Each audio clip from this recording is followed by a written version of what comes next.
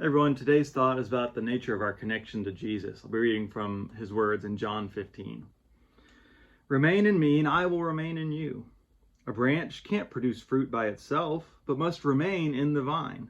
Likewise, you can't produce fruit unless you remain in me. I am the vine, you are the branches. If you remain in me and I in you, then you will produce much fruit. Without me, you can't do anything. As the Father loved me, I too have loved you. Remain in my love. So think about your relationships, friendships, and other relationships like that. What's the most important thing, or which would you prefer? Would you rather have a friend who is always right, or a friend who wants to be in a right relationship with you?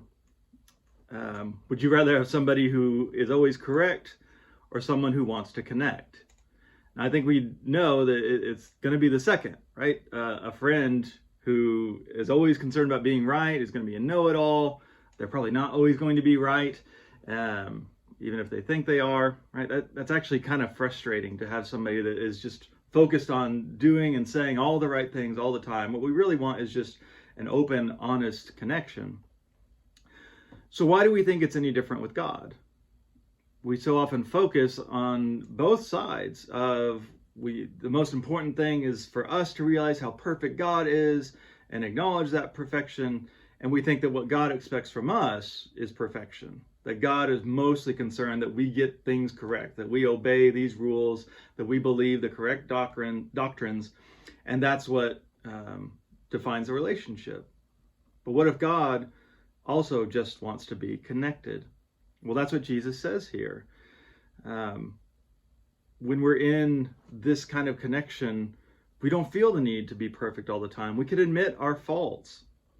And so, this reframes how we look at all our relationships. So many times we define ourselves by trying to prove that we're right and that others are wrong. But the better way Jesus shows us here is to focus on remaining connected to everyone. And that's hard. It takes vulnerability to be open and in a real relationship, not a relationship based on rules. But what Jesus says here is that if we can be connected and vulnerable, that bears fruit. A branch doesn't produce fruit just by trying really hard, by a lot of effort. It's a natural outgrowth of what? Of being connected to the vine. It remains in the vine. It abides in the vine. And so if we can do the same with Christ, with the love of God, then we will experience the same fruitfulness.